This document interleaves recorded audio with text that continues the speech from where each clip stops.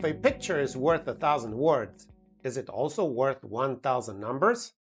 Are visualizations better than the numbers they represent? Well, no. Unfortunately, divorce from numbers visualizations may deceive. To the old saying that they are numbers, statistics, and damn lies, we can add at the end, or worse, visualizations. This story might show you how. It is November 12, 2016. Two friends are having a beer in a bar in Florida. They're both retired software engineers. One is from Long Island, New York, the other from Lexington, Kentucky. The first is predictably a Democrat. The second a Republican, although both moderate.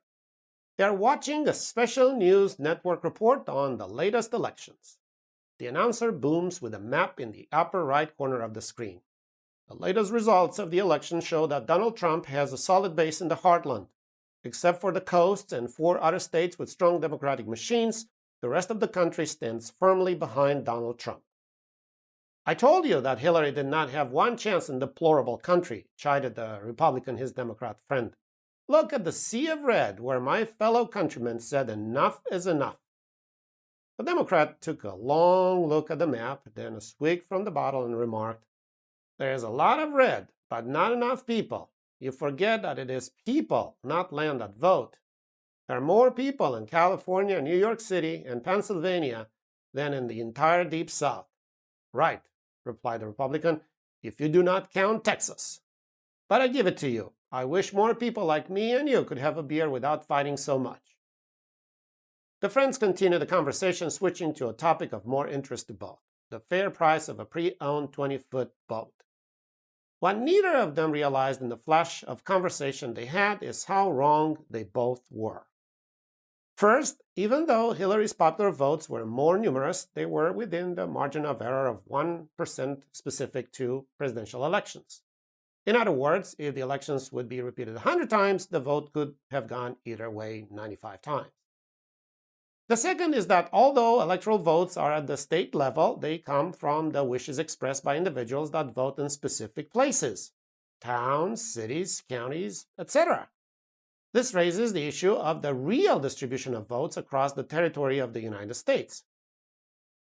If we are to represent the votes by county, the true map of the United States vote distribution would look more like this, where the shades in between red and blue, the purples, reflect a mix of choices. There is a lot of blue in the red states, see Mississippi and Louisiana, and there's a lot of red in the blue ones, see upstate New York and Oregon. Yet even this map is somewhat deceiving. Visually, there is a lot of separation between red and blue. There's a strong suggestion that the Democratic vote is mostly a coastal and a deep South African American affair. Similarly, the heartland and the western states remain red, with the exception of Colorado and New Mexico. Furthermore, this map does not take into account population density. Now, how about this map? This is a cartogram.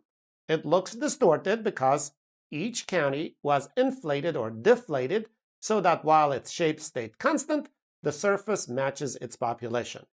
What we see is that it is almost impossible to separate the blue from the red.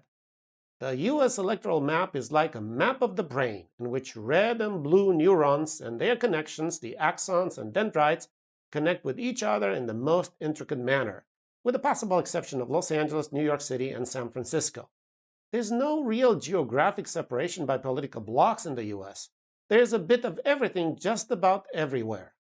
Never before was the saying, "United we stand, divided we fall," truer, and never was a visualization more telling if properly used.